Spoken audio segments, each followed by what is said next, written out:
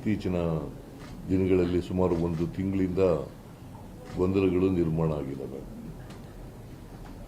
ನಾವು ಇಬ್ಬರೇ ಕೂತ್ಕೊಂಡು ಮಾತಾಡೋದು. ನಮ್ಮ ಉದ್ದೇಶ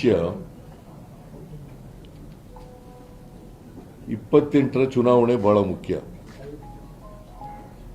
ಲೋಕಲ್ ಬಾಡೀಸ್ ಚುನಾವಣೆ ಬಹಳ ಮುಖ್ಯ.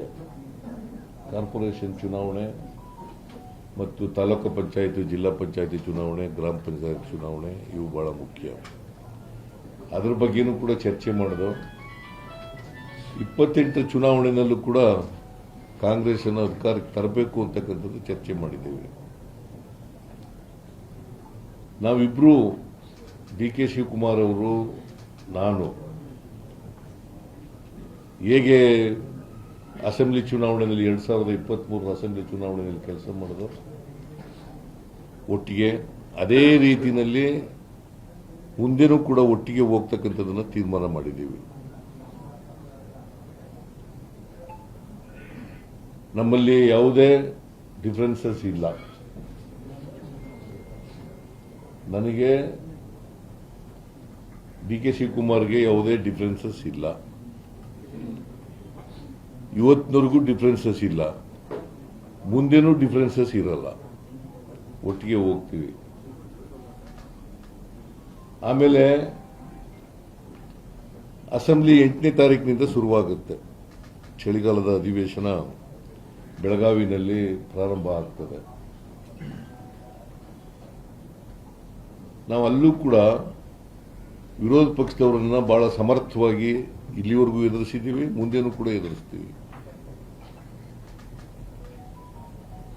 ಅದು ಬಿಜೆಪಿ ಇರ್ಬೋದು, ಜೆಡಿಎಸ್ ಇರ್ಬೋದು. ಸುಳ್ಳು ಅಪಪ್ರಚಾರಗಳನ್ನು, ಸುಳ್ಳುಗಳನ್ನು, ಆರೋಪಗಳನ್ನು, ಸುಳ್ಳು ಅಪವಾದಗಳನ್ನು ಮಾಡ್ತಕ್ಕಂಥದ್ದು ಬಿಜೆಪಿಯವರ ಚಾಳಿ, ಜೆಡಿಎಸ್ನವರ ಚಾಳಿ. ಇವರಿಬ್ಬರನ್ನು ಕೂಡ ಬಹಳ ಸಮರ್ಥವಾಗಿ ನಮ್ಮ ಸರ್ಕಾರ ಎದುರಿಸ್ತದೆ. ನಾನು, DCM ಇಬ್ಬರು ಕೂಡ, ಡಿ.ಕೆ. ಶಿವಕುಮಾರ್ ಇಬ್ಬರು ಕೂಡ ಇವರನ್ನ ಅಸೆಂಬ್ಲಿನಲ್ಲಿ ಬಹಳ ಸಮರ್ಥವಾಗಿ ಎದುರಿಸ್ತೇವೆ. ಅದಕ್ಕೆ ಬೇಕಾದಂಥ ಸ್ಟ್ರಾಟಜಿ ಏನು ಬೇಕು ಅದನ್ನು ಮಾಡಿದ್ದೀವಿ.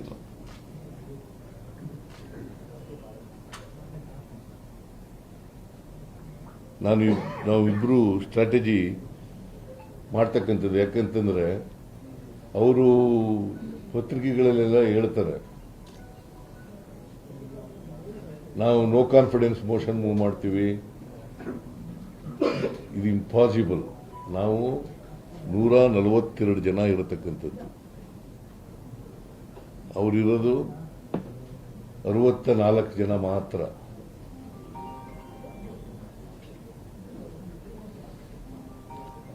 ಜೆಡಿಎಸ್ ಇರೋದು ಎಷ್ಟು? 18. ಅವರಿಬ್ಬರು ಸೇರಿದ್ರು ಕೂಡ 84 ಆಗ್ಬೋದು,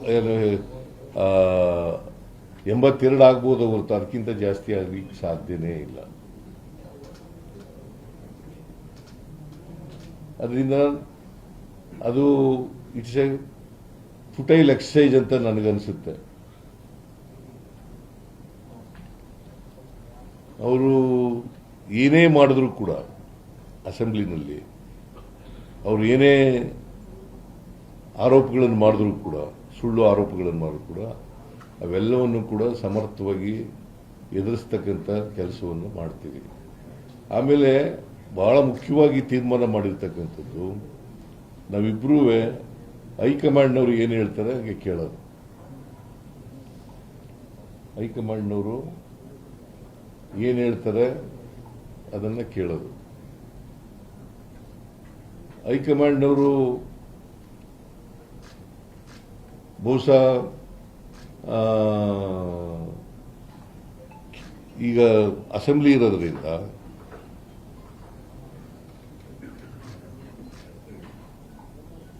ನಮಗೆ ಇಬ್ಬರಿಗೂ ಕೂಡ ಈ ಗೊಂದಲಗಳೇನಿದಾವೆ ಇದನ್ನು ತಿಳಿ ಮಾಡ್ತಕ್ಕಂಥ ಕೆಲಸವನ್ನು ಮಾಡಿ ಅಂತ ಹೇಳಿದ್ದಾರೆ.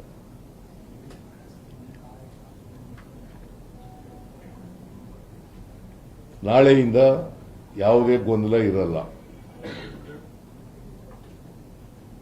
ನಿಮ್ಮ ಮೂಲಕ ಹೇಳ್ತಾ ಇದ್ದೀನಿ, ಈಗಲೂ ಇಲ್ಲ, ಆದರೆ ಕ್ರಿಯೇಷನ್ ಆಗ್ಬಿಟ್ಟಿದೆ ಗೊಂದಲಗಳು. ಮೀಡಿಯಾ ಮಾಡಿದ್ರು, ಕೆಲವು ಮೀಡಿಯಾಗಳು ಮಾಡಿದ್ದಾರೆ. ನೀವು ಒಪ್ಕೊಳ್ಳದೆ ಇದ್ರೆ ಬಿಡಮ್ಮ, ನೀನು ಒಪ್ಕೊಳ್ಳಲ್ಲ. ನಿಮ್ಮ ಎಡಿಟರ್ ನೀವು ಹೇಳ್ದ ಕೇಳ್ತಾರ? ಎಮ್ಎಲ್ಎಗಳು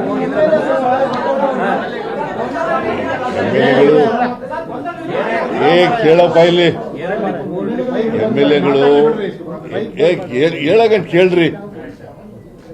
ನೀವು ಯಾವ್ದು the shows some of the media reporters have created confusion. See, confusion ನೀವು ಕ್ರಿಯೇಟ್ ಮಾಡಿಲ್ಲ ಅಂತಂದ್ರೆ ಆಯ್ತು. ನೀವು ಕ್ರಿಯೇಟ್ ಮಾಡಿಲ್ಲ. ನನ್ನ ಪ್ರಕಾರ, ನನಗಿರೋ ಮಾಹಿತಿ ಪ್ರಕಾರ ಎಮ್ಎಲ್ಎಗಳು ಹೋಗಿದ್ದಾರೆ. ಎಮ್ಎಲ್ಎಗಳು ಈಗ ಕೆಲವರು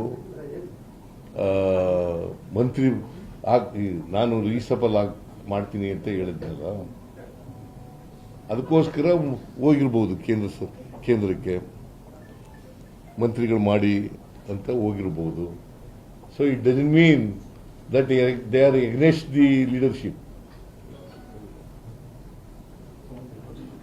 they are not against the leader. ಹೌದು, ಕೆಲವರೆಲ್ಲ ಈಗ ಇವನು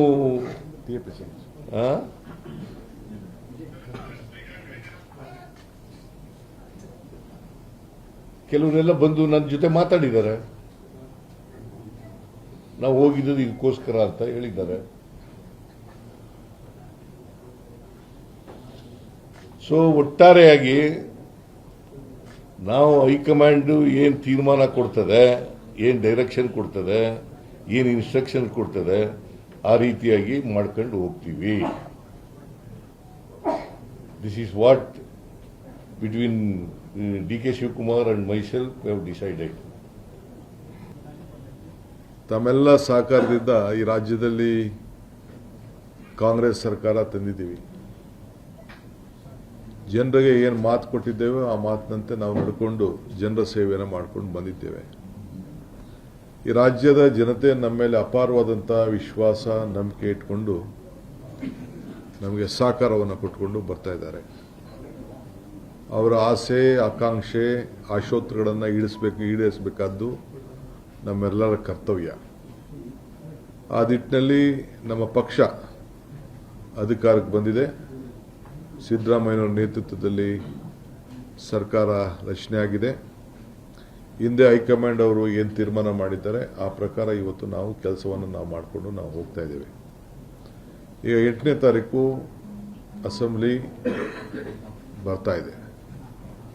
ಅಲ್ಲೂ ಕೂಡ ನಾವು ನಮ್ಮ ಪ್ರತಿತಂತ್ರವನ್ನು ವಿರೋಧ ಪಕ್ಷಕ್ಕೆ ಯಾವ ರೀತಿ ಮಾಡಬೇಕು ಅಂತ ಹೇಳಿ ನಾವೀಗಾಗಲೇ ಚರ್ಚೆ ಮಾಡಿದ್ದೇವೆ. ಇದಕ್ಕೆ ನಮ್ಮದೇ ಆದಂಥ ಒಂದು ಹೊಸ ರೂಪ ಕೂಡ ವಿರೋಧ ಪಕ್ಷದವ್ರಿಗೆ ನಾವು ಕೊಡ್ತೇವೆ. ರಾಜಕೀಯವಾಗಿ ನಮ್ಮಿಬ್ಬರದು ಕೂಡ ಒಂದೇ ತೀರ್ಮಾನ. ಪಕ್ಷದ ವರಿಷ್ಠರು, ನಮ್ಮ ಹೈಕಮಾಂಡ್ ಏನು ಹೇಳ್ತದೆ ಆ ರೀತಿ ಹಿಂದೆನೂ ಕೆಲಸ ಮಾಡ್ಕೊಂಡು ಹೋಗಿದ್ದೀವಿ, ಮುಂದಕ್ಕೂ ಕೆಲಸ ಮಾಡ್ಕೊಂಡು ಹೋಗಬೇಕು ಅನ್ನೋದು ನಾವು ತೀರ್ಮಾನ. ನಮ್ಮದು ಅಚಲ. ಯಾರು ಮಧ್ಯದಲ್ಲಿ ತಾವೇ ಆಗಲಿ, ತಮಗೆ ಗುಂಪು, ನಮ್ಮದು ಯಾವ ಗುಂಪು ಇಲ್ಲ. ನಾನು ಯಾವ ಗುಂಪಿಗೆ ಕೃಷ್ಣ ಅವ್ರ ಕಾಲದಲ್ಲೂ ಅವಕಾಶ ಕೊಡಲಿಲ್ಲ, ಇವತ್ತು ಅವಕಾಶ ಕೊಡೋದಿಲ್ಲ, ನನಗೆ ಅವಶ್ಯಕತೆಯೂ ಇಲ್ಲ. ನಮ್ದು ಒಂದೇ ಒಂದು ಗುಂಪು, ಕಾಂಗ್ರೆಸ್ ಗುಂಪು. ಚೀಫ್ ಮಿನಿಸ್ಟರ್ ನಾನು ಅವತ್ತು ಕಾಲದಲ್ಲಿ ಸಿದ್ದರಾಮಯ್ಯನವರು 3 ತಿಂಗಳು, ನನ್ನ 4 ತಿಂಗಳು ಹೈಕಮಾಂಡ್ ಆದೇಶದ ಮೇರೆಗೆ ಸ್ವಲ್ಪ ದಿನ ವೆಯ್ಟ್ ಮಾಡಿ ಡಿ.ಕೆ ಅಂತ ಹೇಳಿದಾಗ ಕೂಡ ಒಂದು ಶಬ್ದ ಅವತ್ತು ಕೂಡ ನಾನು ಮಾತಾಡಿಲ್ಲ. ಇವತ್ತು ಕೂಡ ಅಷ್ಟೇ, I am very firm. So ಒಟ್ಟಿಗೆ ಸೇರಿ ನಾವು ಕೆಲಸ ಮಾಡ್ಕೊಂಡು ನಾವು ಹೋಗ್ತೀವಿ. ಪಕ್ಷದ ವರಿಷ್ಠರು, ಹೈಕಮಾಂಡ್ ಏನು ಹೇಳ್ತದೆ ಆ ರೀತಿ ನಾವಿಬ್ಬರೂ ಸೇರಿ ಕೆಲಸ ಮಾಡ್ಕೊಂಡು ಹೋಗ್ತೀವಿ. ನಮಗೆಲ್ಲರನ್ನೂ ಒಟ್ಟಿಗೆ ತೆಗೆದುಕೊಂಡು ಹೋಗುವಂಥ ಕರ್ತವ್ಯ. ಪ್ರತಿಯೊಬ್ಬ ಶಾಸಕನ್ನ ಎಷ್ಟು ಶಕ್ತಿಶಾಲಿಯಾಗಿ ಬೆಳೆಸಬೇಕೋ, ಪಕ್ಷನ ಯಾವ ರೀತಿ ಶಕ್ತಿಶಾಲಿಯಾಗಿ ಬೆಳೆಸಬೇಕೋ ಅದು ನಮ್ಮಿಬ್ಬರ ಕರ್ತವ್ಯ. ಆ ದಿಟ್ಟಿನಲ್ಲಿ ನಾವು ಮುಂದಕ್ಕೆ ಸರ್ಕಾರನ 28ಕ್ಕೆ ನಾವೇ ತರಲಿಕ್ಕೆ ಅನೇಕ ಕಾರ್ಯರೂಪವನ್ನು ನಾವು ರೂಪಿಸಿದ್ದೇವೆ. ಆ ದಿಟ್ಟಿನಲ್ಲಿ ನಾವು ಕೆಲಸವನ್ನು ನಾವು ಮಾಡ್ಕೊಂಡು ಹೋಗ್ತೇವೆ. ಏನು ಮುಖ್ಯಮಂತ್ರಿಗಳು ಈಗಾಗಲೇ ತಮಗೆ ಸಂದೇಶವನ್ನು ಕೊಟ್ಟಿದ್ದಾರೆ, ಆ ಸಂದೇಶಕ್ಕೆ, ಆ ಮಾತಿಗೆ ನಾನು ಕೂಡ ಸಹಮತವನ್ನು ವ್ಯಕ್ತಪಡಿಸ್ತಾ ಇದ್ದೀನಿ.